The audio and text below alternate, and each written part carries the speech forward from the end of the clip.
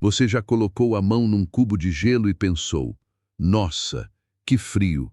É aquela sensação imediata, quase desconfortável. O frio parece ter um limite, um ponto onde as coisas simplesmente não podem ficar mais geladas do que aquilo. Só que tem um lugar no universo, ou melhor, dentro de um laboratório aqui na Terra, onde o frio que você sentiu no seu freezer parece uma tarde de verão em Salvador. E quando eu te contar o número exato e o que acontece com a matéria nesse estado, você vai entender por que isso não é só uma curiosidade de livro de física. Isso muda completamente a forma como a gente entende o universo. Hoje, a gente vai falar sobre o objeto mais frio já criado pelo ser humano. Não o lugar mais frio da Terra, não o espaço sideral. Um objeto criado intencionalmente, dentro de um laboratório, por cientistas que queriam alcançar um limite que a maioria das pessoas nem imagina que existe. E olha a história. Por trás disso, envolve um dos maiores erros da física, um prêmio Nobel que quase não aconteceu e um estado da matéria tão estranho que os próprios físicos ainda debatem o que exatamente ele significa. Se você gosta de curiosidades que te fazem enxergar o mundo diferente, já se inscreve no canal porque esse vídeo é exatamente isso.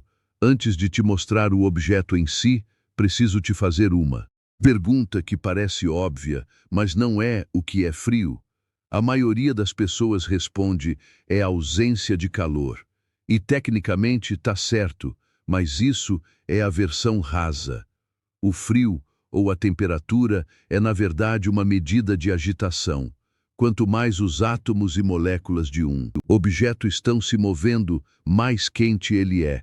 Quanto menos se movem, mais frio. E aí vem a pergunta que a física levou séculos para responder. De vez, existe um ponto onde eles param completamente? A resposta é sim. E esse ponto tem nome zero absoluto. São menos 273,15 graus Celsius, ou 0 Kelvin, na escala científica. É o limite físico do frio. Abaixo disso, pela física clássica, não existe nada mais.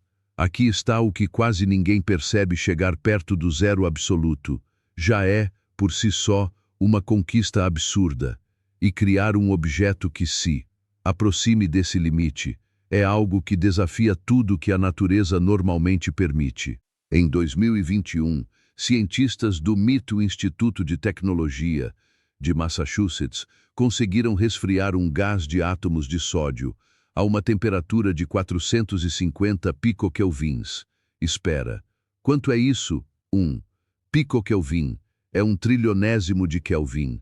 Então, 450 picokelvin 0,000000000045 graus acima do zero absoluto. Para você ter uma ideia, o espaço interestelar, aquele vazio entre as galáxias, onde não tem praticamente nada, tem uma temperatura de cerca de 2,7 Kelvin, ou seja, esse laboratório em Boston criou algo 6 bilhões de vezes mais frio do que o espaço sideral. Isso aqui é importante. O frio extremo não acontece naturalmente nessa escala. A gente forçou a matéria a ir a um lugar onde ela nunca iria sozinha. E a técnica usada para isso, lasers. Pode parecer contraditório. Laser, geralmente a gente associa com calor, com energia, com aquelas cenas de ficção científica.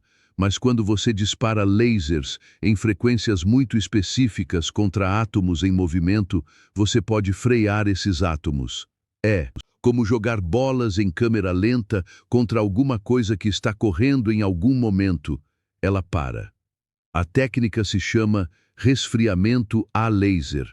E ela rendeu o Prêmio Nobel de Física de 1997 para 3 pesquisadores, Stephen Chu, Claude Cohen-Tannoudji e William D. Phillips. Agora é aqui que fica realmente interessante. Quando a matéria chega a temperaturas tão próximas do zero absoluto, ela não só fica muito fria. Ela entra num quarto estado da matéria, diferente de sólido, líquido e gasoso. Esse estado se chama condensado de Bose-Einstein. O nome vem de dois físicos, Satyendra Nath Bose, um matemático indiano que trabalhou com Einstein nos anos 1920, e o próprio Albert Einstein, que previu matematicamente que isso poderia existir.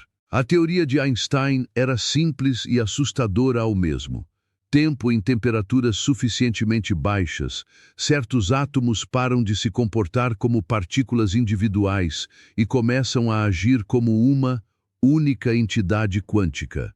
Eles se fundem, não fisicamente, mas em termos de comportamento.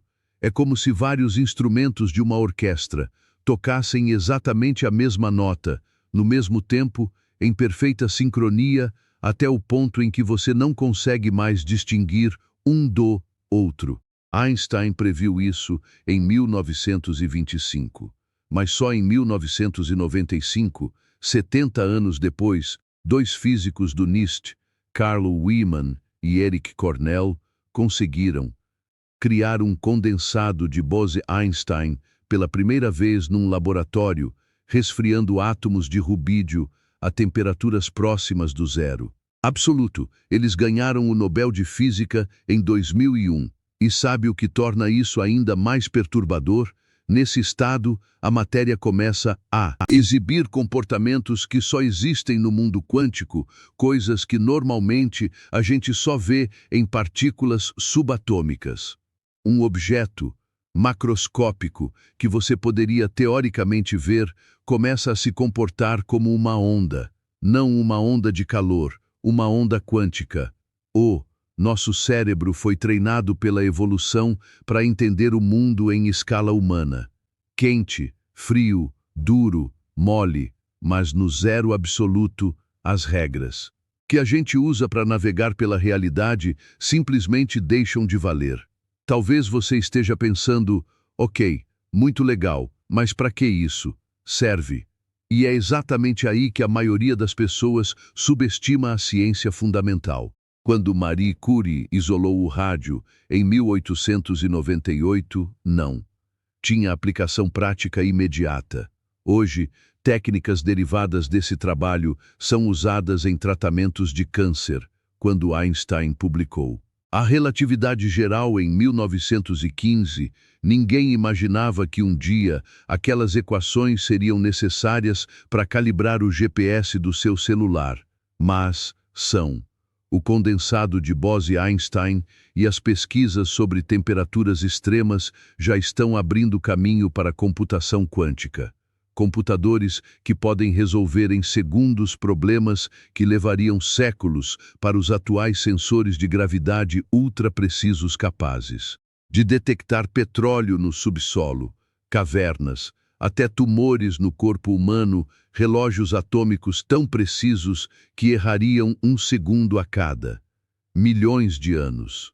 Isso aqui muda completamente a forma como você vê a pesquisa inútil de laboratório. Tem um detalhe curioso nessa história que eu preciso te contar. Satyendra Nath Bose, o físico indiano que deu nome ao condensado de Bose-Einstein, nunca ganhou o Nobel. Em 1924, ele enviou um paper para Einstein por conta própria, sem passar por revisão científica, sem uma universidade famosa, apoiando, sem credencial acadêmica impressionante. Só um cara de Calcutá, mandando um e-mail para o físico mais famoso do mundo, pedindo para ele dar uma olhada. Einstein leu e ficou impressionado a ponto de traduzir pessoalmente o paper de Bose para o alemão e publicá-lo, numa das maiores revistas científicas da época. A colaboração mudou a física, mas quando o Nobel chegou décadas depois para as pessoas que confirmaram experimentalmente a teoria, o nome de Bose não estava na lista. Ele havia morrido em 1974 e o Nobel não é concedido póstumamente. É uma daquelas histórias que a ciência raramente conta, mas que mostra que por trás de cada descoberta monumental há pessoas, escolhas, acasos e injustiças que a história oficial costuma apagar. Você pode estar se perguntando, dá pra chegar no zero absoluto de verdade? A resposta da física é não, e isso tem um nome bonito. O terceiro princípio da termodinâmica, ele diz que é impossível, por qualquer processo finito, atingir exatamente o zero absoluto. Você pode se aproximar infinitamente, mas nunca tocar. É como tentar correr até o horizonte. Quanto mais você avança, mais ele recua. Mas a busca por esse limite, por chegar cada vez mais perto, revela coisas que de outra forma nunca conseguiríamos ver.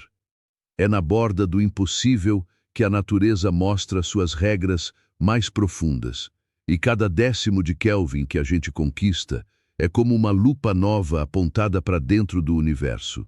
Então, recapitulando, o objeto mais frio já criado pelo homem está a 450 picokelvins do zero absoluto, 6 bilhões de vezes mais frio que o espaço sideral. Ele existe num estado da matéria que Einstein previu em 1925 e que levou 70 anos para ser confirmado, e a busca por esse limite, que parece abstrata demais para ter utilidade, está na base da computação quântica, dos sensores do futuro e de tecnologias que ainda nem imaginamos. Agora, eu quero saber de você.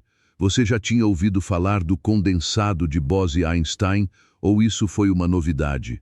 Comenta aqui, embaixo fico. Curioso para saber quantas pessoas conheciam esse estado da matéria. Se esse vídeo te fez enxergar algo diferente, dá o like. Isso ajuda demais o canal a crescer. E se você gosta de curiosidades que vão além do óbvio, se inscreve aqui, porque toda semana tem conteúdo assim, esperando por você. Até o próximo vídeo.